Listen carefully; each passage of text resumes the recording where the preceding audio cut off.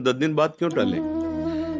एक प्रताप राय जी नाम के महाभागवत हुए हैं, उनका चरित्र भी है, बहुत महापुरुष हुए। वो बचपन से ठाकुर जी की सेवा, उनके माता पिता भक्त थे तो तुलसी जी में जल चढ़ाना, ठाकुर जी की पूजा हो रही तो पास बैठाना, तो संस्कार बचपन से ही उनके भक्ति के। जब माता पिता पधार गए तो पूरे वैभव के और उनके यहाँ जो है वो पुराने जैसे जमींदार लोग होते थे कि आप अपनी जेवर रख जाओ, 10,000 20,000 ले जाओ, फिर आप जेवर दे जाना ब्याज से, पैसा दे ले जाओ। ऐसा उनका चलता था व्यापार रूप में, खूब वैभव ऐश्वर्य सब था।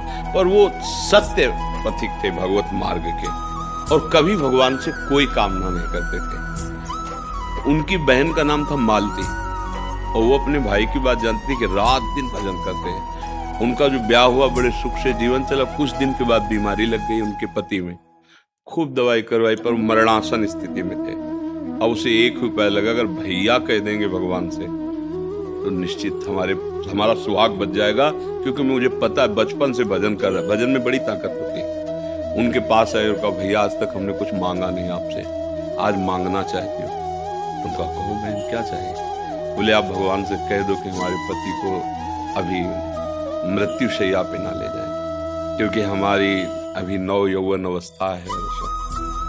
तो उनका वैसे बहन हमने कभी भगवान से कुछ कहा नहीं, तो उनका मेरे लिए।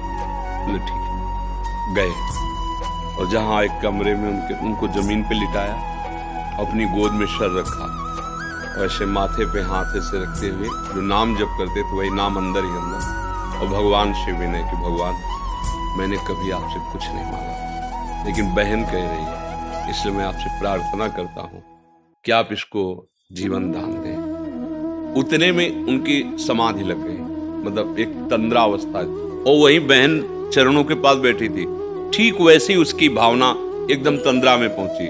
और दोनों ने देखा कि भगवत पार्षद आए थे, और वो उनका नाम वल्लभ था उनके पति का।